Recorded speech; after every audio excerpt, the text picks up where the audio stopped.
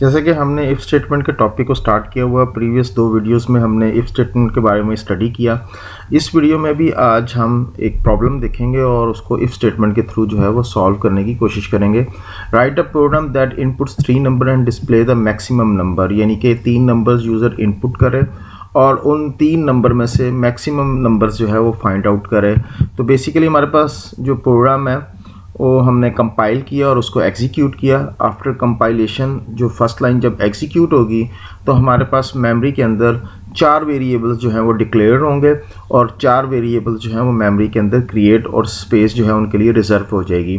तो जैसे ही compiler next line execute करेगा और हमारे पास आउटपुट जो स्क्रीन के ऊपर डिस्प्ले होगी, ये मैसेज जो है वो यूज़र को डिस्प्ले होगा, इंटर अ फर्स्ट नंबर। उसके बाद कंपाइलर नेक्स्ट लाइन एग्जीक्यूट करेगा और नेक्स्ट लाइन एग्जीक्यूशन के बाद जो है यूज़र कीबोर्ड से कोई भी वैल्यू जो है वो इनपुट करेगा, that will B store into a variable in a memory या रैम के अंदर जो है वो ए वेरिएबल के अंदर ये वैल्यू स्टोर हो जाएगी। कंपाइलर नेक्स्ट लाइन एग्जीक्यूट करेगा और after the execution the message जो है वो स्क्रीन के ऊपर डिस्प्ले होगा। कंपाइलर उसके बाद नेक्स्ट लाइन एग्जीक्यूशन होगी और अब फिर यूज़र जो है वो कीबोर्ड से इनपुट करेगा जो भी वैल्यू सपोज उसने इंटर की है, सपोज 5 इंटर की इन दैट केस, और ये 5 वेरिएबल जो है मेमोरी के अंदर स्टोर होगी बी वेरिएबल के अंदर। उसके बाद नेक्स्ट लाइन एग्जीक्यूट होगी और नेक्स्ट लाइन जो है वो मैसेज जो है वो स्क्रीन के ऊपर डिस्प्ले होगा और उसके बाद नेक्स्ट लाइन जो है वो कीबोर्ड से यूज़र इनपुट करेगा। अज्यूम करते हैं कि यूज़र ने 10 वैल्यू जो है वो इनपुट की और ये वैल्यू जो है मेमोरी के अंदर सी वेरिएबल के अंदर स्टोर होगी। तो उसके बाद नेक्स्ट लाइन जब कंपाइलर एग्जीक्यूट करेगा, इट्स मीन कि ए की वैल्यू जो है वो मैक्स वेरिएबल के अंदर स्टोर कर दे, यानी कि दो वैल्यू जो है that will be a store into a max variable और मैक्स वेरिएबल के अंदर 2 वैल्यू जो है वो स्टोर हो जाएगी। उसके बाद कंपाइलर नेक्स्ट लाइन एग्जीक्यूट करेगा।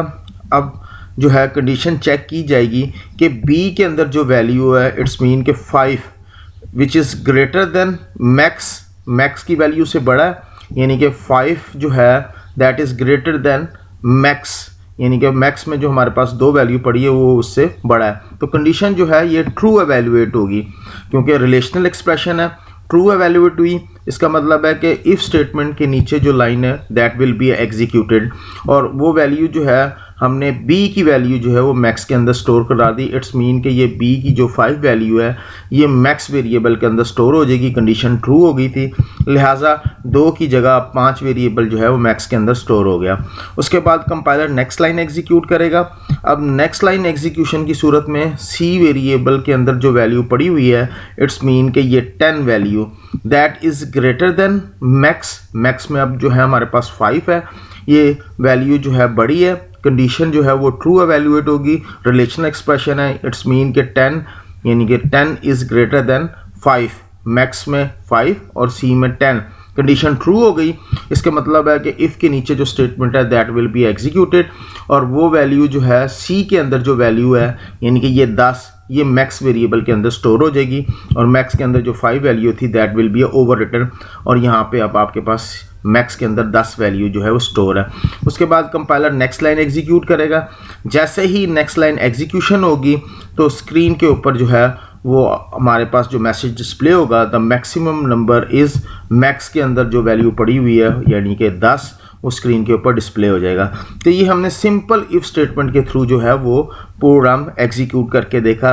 अगर हम अज्यूम करते हैं कि हमारे पास यहाँ पे यूज़र ने जो है 50 वैल्यू इनपुट की थी जब प्रोग्राम एग्जीक्यूट हुआ, लेट्स से यहाँ तक प्रोग्राम एग्जीक्यूट हो गया, ये तमाम वैल्यूज़ जो हैं वो यूज़र ने इनपुट कर ली, यानी कि फर्स्ट वैल्यू उसने 2 इनपुट की, सेकंड वैल्यू उसने 50 इनपुट की और थर्ड वैल्यू जो है उसने 10 इनपुट की, यानी कि सिर्फ b की वैल्यू को हम चेंज कर लेते हैं। b में जो है हमारे पास 50 है।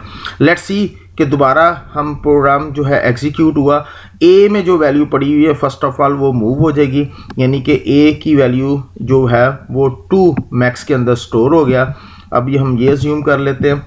उसके बाद कंपाइलर नेक्स्ट लाइन एग्जीक्यूट करेगा।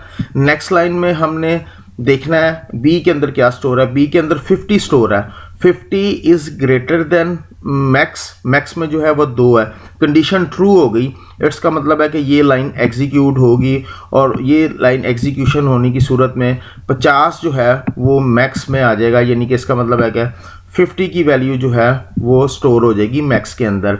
अब जो 2 थी वो रिमूव हो गया। अब उसके बाद नेक्स्ट लाइन जो है वो एग्जीक्यूट होगी।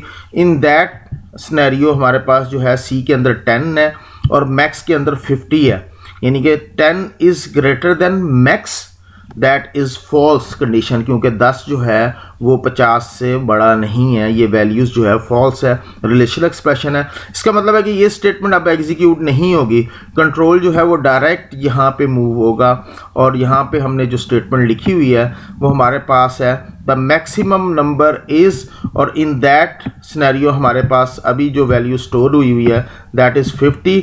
इसका मतलब है कि स्क्रीन के ऊपर यूज़र को जो वैल्यू डिस्प्ले होगी दैट विल बी अ 50, यानी कि 50 वैल्यू स्टोर हो गई।